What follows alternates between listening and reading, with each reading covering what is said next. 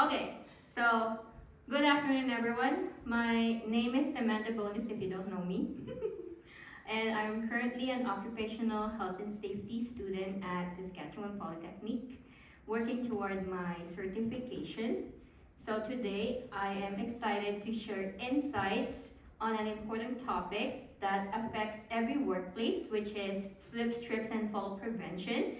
Whether you work as a consultant directional driller at an oil field, personal injury representative, educational assistant slash school bus driver, a pastor, and gym instructor. These incidents are among the most common causes of workplace injuries and can have severe consequences for workers' health and productivity. This presentation will explore the hazards that lead to these accidents, strategies to prevent them, and how fostering a safety culture can make a significant difference. I aim to provide practical knowledge and tools to help create safer environments for everyone. So during my presentation, please hold your questions until the end if you have one, as I have a limited time of 9 minutes to cover everything. I'd be more than happy to address all your questions after the session. While I'm presenting, I kindly ask you to fill out the feedback form. Please be completely honest. Your feedback is important to me. Even if there's something you didn't like, that's okay. I value your input as it will help me improve and grow as an occupational health and safety practitioner. So furthermore, as part of my assignment, I need to include a quiz or a demonstration at the end of the session. And I've chosen a quiz. Don't worry, like I said, it's elementary and there's no need to feel pressured. It's really easy. We won't be marking it though. It's just to assess your understanding of the session. Okay, so let's dive in. So according to Environmental Consulting Occupational Health, in Canada, slips, trips, and falls are one of the leading causes of workplace injuries, with over 42,000 workers injured each year due to a fall. This represents about 18% of all lost time claims nationwide through workers' compensation boards. So overall, this highlights their significant impact on public health and safety. So many Saskatchewan OHS regulations must be understood. Still, I am highlighting only some key regulations that are particularly relevant to this topic. So these regulations are essential in workplaces to protect the health and safety of employees. So the first one is General Duty of Employers, Section 3, Subsection 1. So employers must provide a safe workplace and take all reasonably practicable steps to eliminate or minimize hazards, including those related to slips, trips, and falls. Next one is Training of Workers, Section 3, Subsection 8. Workers must be trained on identifying hazards and the proper use of safety equipment to prevent slips, trips, and falls. So we will now dive into the learning objectives of this session. So these objectives align with the need for practical knowledge and actions to mitigate slip, trip, and fall incidents in compliance with Saskatchewan's occupational health and safety regulations. So the first one is identify common workplace hazards contributing to slips, trips, and falls. Number 2, to understand and apply effective prevention strategies. And last one, to demonstrate the ability to foster a safety-focused workplace culture. So the first objective we will be diving into is identifying hazards, which is a critical prevention step. So here are examples of hazards specific to various environments. So number 1, wet or slippery surfaces such as ice, snow, or rainwater accumulate, especially during winter. Number 2, uneven walking surfaces like damaged or poorly maintained flooring, such as cracked tiles, loose floorboards, or worn-out carpets. Number 3, poor lighting, including insufficient lighting in stairwells, makes seeing obstacles difficult. Number 4, obstructions include loose cords, cables, or hoses across floors in office or industrial environments. And number 5, improper use of ladders or equipment, such as the lack of guardrails on elevated work platforms in construction sites.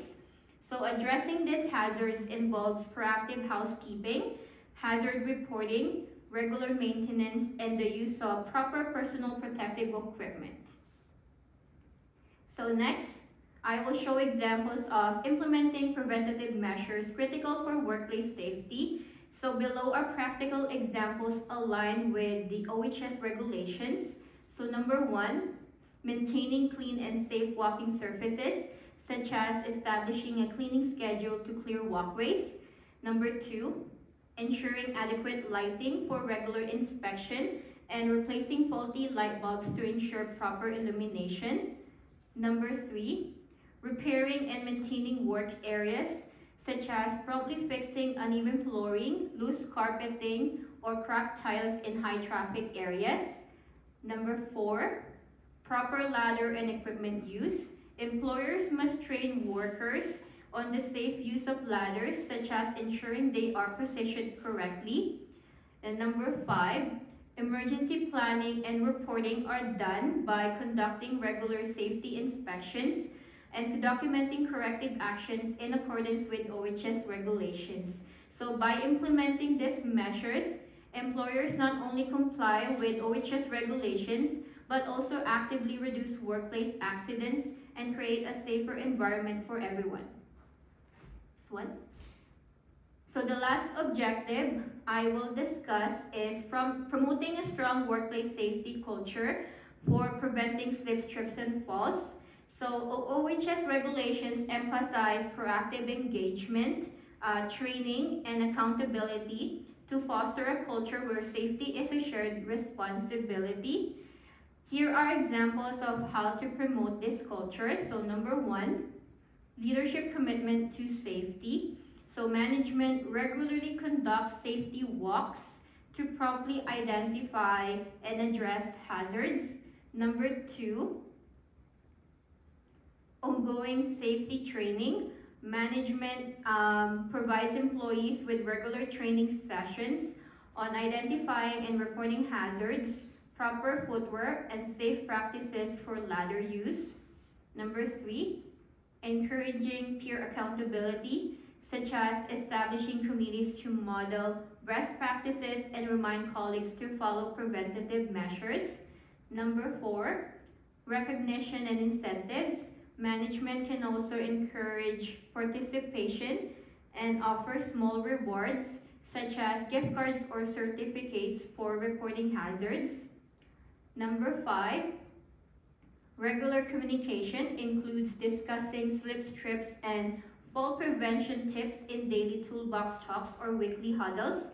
And last one, incident review and feedback. Conduct post-incident investigations to identify root causes and share lessons learned with the team to prevent future occurrences.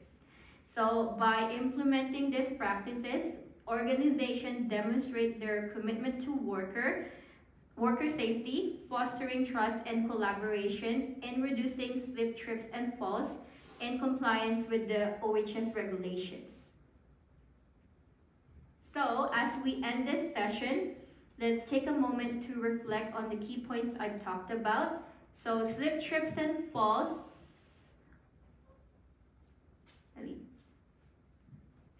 Slip, trips, and falls are among the most common workplace incidents, and understanding their prevention is critical to fostering a safer work environment.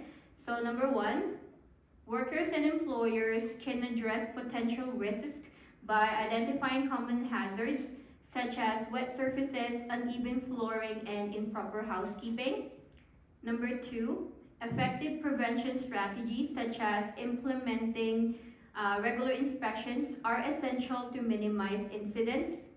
And last one, cultivating a safety-focused workplace culture where employees prioritize vigilance and accountability ensures these practices are consistently upheld. So I hope this has provided valuable information and a fresh perspective on slips, trips, and fall prevention. I want to thank each of you for attending and engaging with my presentation today. Your presence, attention, and thoughtful participation mean a lot to me, and I sincerely appreciate the opportunity to share this information with you. I hope it was insightful and valuable for you. Thank you for your time and attention.